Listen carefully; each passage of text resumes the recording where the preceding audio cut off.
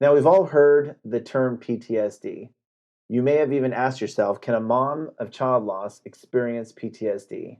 In this episode, Toni and I are going to share with you our opinions and experience with PTSD. Subscribe to our Little Sparrows and ring that bell to receive alerts when we release new video podcasts weekly. Hello, everyone. This is Jeff and Toni Brabeck with Our Little Sparrows, Pregnancy and Infant Loss Support. Toni is a certified birth and bereavement doula, and both Toni and I are certified grief recovery specialists. Together, we have combined these services to create Our Little Sparrows. Welcome to episode number 4 of our weekly podcast. Can you believe it? We're almost hitting a milestone. Episode 5 will be a milestone, but we're on 4, so we're not quite there yet. We're super excited, you guys. We're glad that you're along with us on this journey, and let's get started. A lot of people obviously have heard this term before. PTSD stands for post-traumatic stress disorder. PTSD is a mental health condition, and we did get the definition for it from the Mayo Clinic. We'll have the link in the show notes below on that, but here it is. So PTSD is a mental health condition that's triggered by a terrifying event, either experiencing it or witnessing it. So the symptoms may include flashbacks, nightmares, severe anxiety, which I'm sure a lot of us are feeling anxiety these days, and also as well as uncontrollable thoughts about that specific event. Something I think is important to break down too, beyond the definition. There are many people that believe only those that have served in our military experience PTSD. And that's just not true. Nothing could be further from the truth. Trauma is across the board. Any kind of trauma. Yeah, any kind of trauma. There is no differentiator. And so, what do we mean by that? So, I mean, as parents of pregnancy and infant loss, there's a lot of PTSD in our community, and you're no different, you guys. So, I mean, maybe we're kind of taking the veil off of some of your eyes and realizing, man, that is totally legit, and that's something that should be addressed in our community. So that's why we're bringing it up today. So, I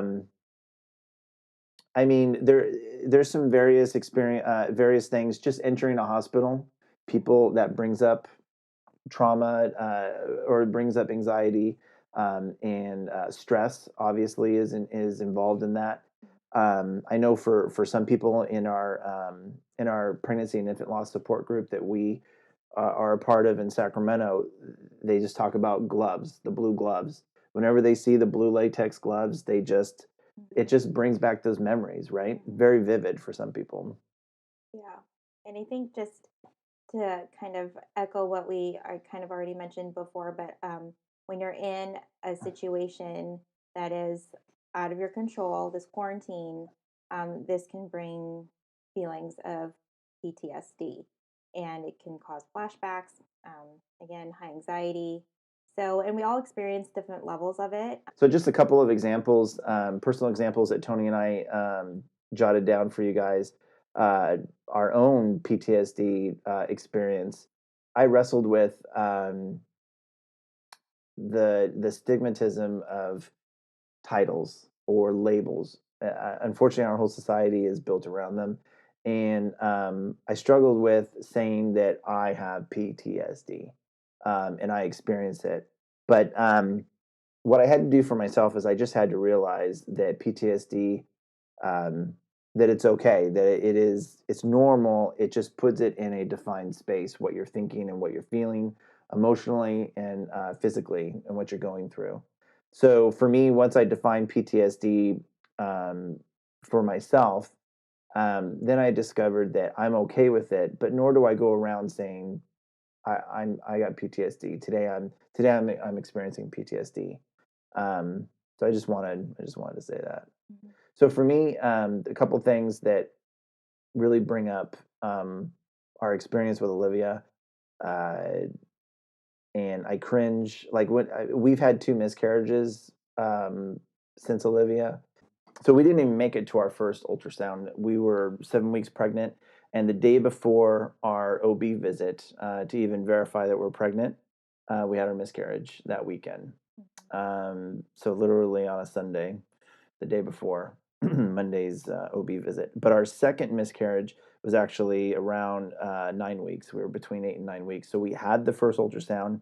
Mhm. I took video of the monitor of the ultrasound monitor and the baby's moving, the heartbeat. I mean everything. So I think that was very impactful for me because it's like I had I had seen the baby alive, and I'm sure for Tony, there's some similar experience there too. But what I'm trying to say is that for me, there was a difference between the first miscarriage and our second. The first one, there was no connection for me as the father of seeing this baby is alive. It's moving. You can see the flutter of the heartbeat. Amazing. And so that for me was way more impactful personally than our first miscarriage.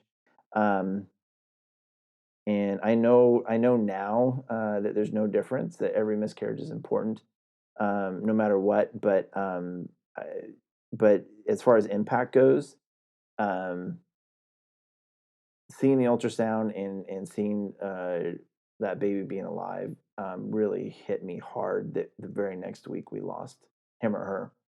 So as far as like post traumatic stuff, like when I see an ultrasound machine or even the Doppler for the heartbeat that you go to the OB visits with, um, that stuff just flashes me right back to both losing Olivia and having our miscarriages.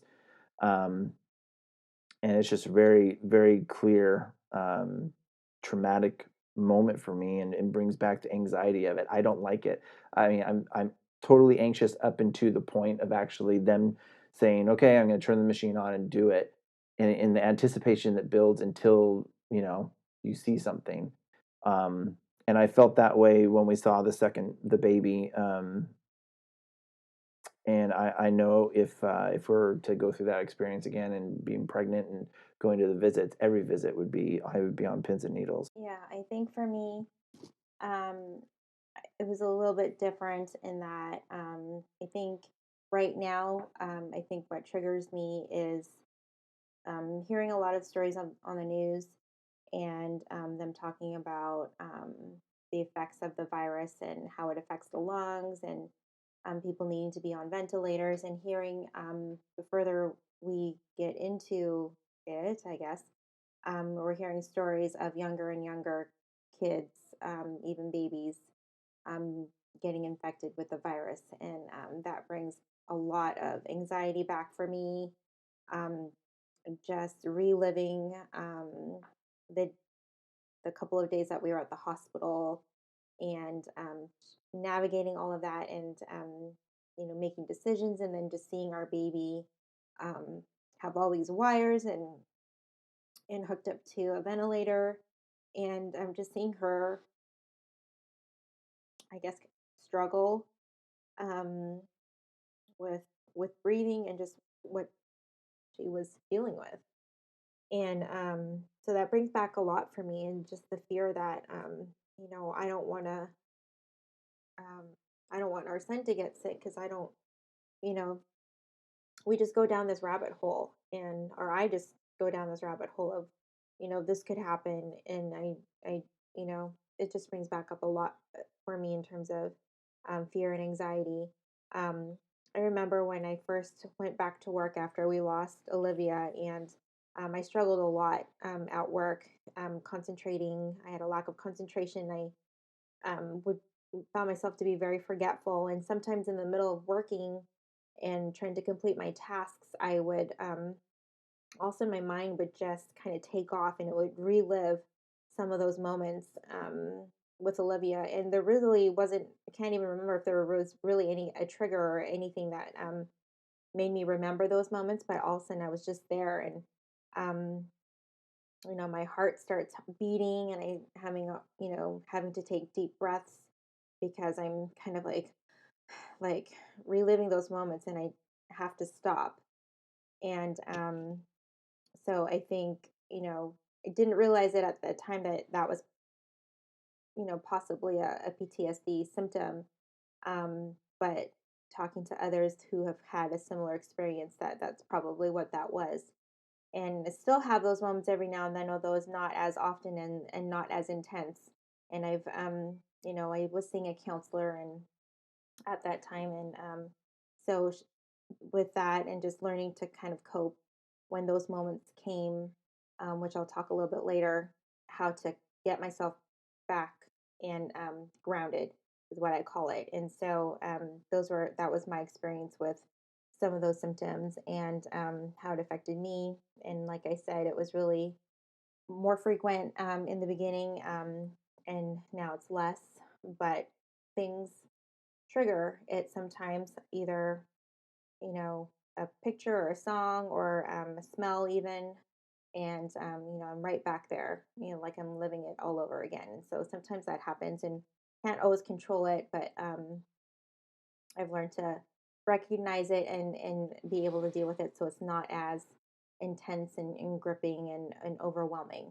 So there are ways to deal with it, and obviously sometimes you need additional support, which we'll talk about that too. So we wanted to share with you a couple of things that have worked for us in terms of coping when we experience those moments of high anxiety, or maybe it is a PTSD symptom.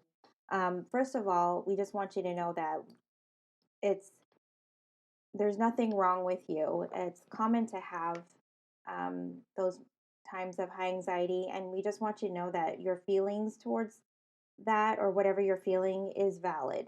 And we don't want you to feel like maybe there's something wrong with you. There's not. Um, this is something that happens often, and there are ways to deal with it. Something that worked for me is what I call grounding. And I've seen other ways of other people do it different ways, but something that I would do is when I started to get that moment, that kind of panicky feeling, um, my heart beats beating like a way too fast and I can't breathe, I would start to focus on where I'm at. I would start with my feet, and I would let my mind feel the ground and be like, okay, my feet, I can feel my feet, they're touching the ground.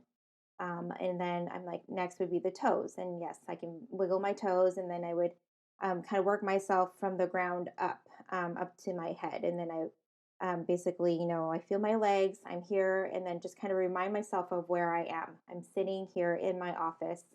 And then just remind myself, okay, this is where I'm at. This is where I am at right now. I'm in my office. I'm safe. I'm healthy.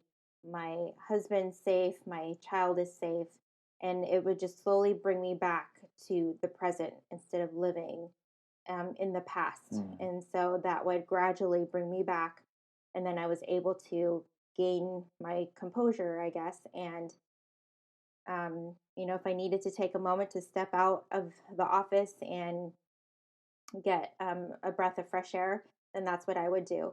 And then I would come back and be able to continue to work. So that's something that helped me. Sometimes it was more intense, and then, I need a little bit more time. But usually that was one thing that usually worked for me. And I also know too that just helping me process a lot of my emotions with my counselor was also very key. Talking to someone that you know and trust with your emotions and feelings is very helpful. So even though maybe not in the moment, you may not have someone to be there for you or help you when you're in those moments of high anxiety, but even just processing with someone um, throughout the week, or whenever, helped alleviate some of the building emotions that I had, so that it didn't get to that point as often with a trusted friend or person that you know.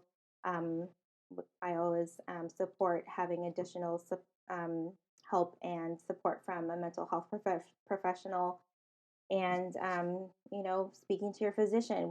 This is something that we really need a team to help us through these hard times. So you're a physician to help you rule out anything else, and just be in communication with your doctor, I think, is helpful.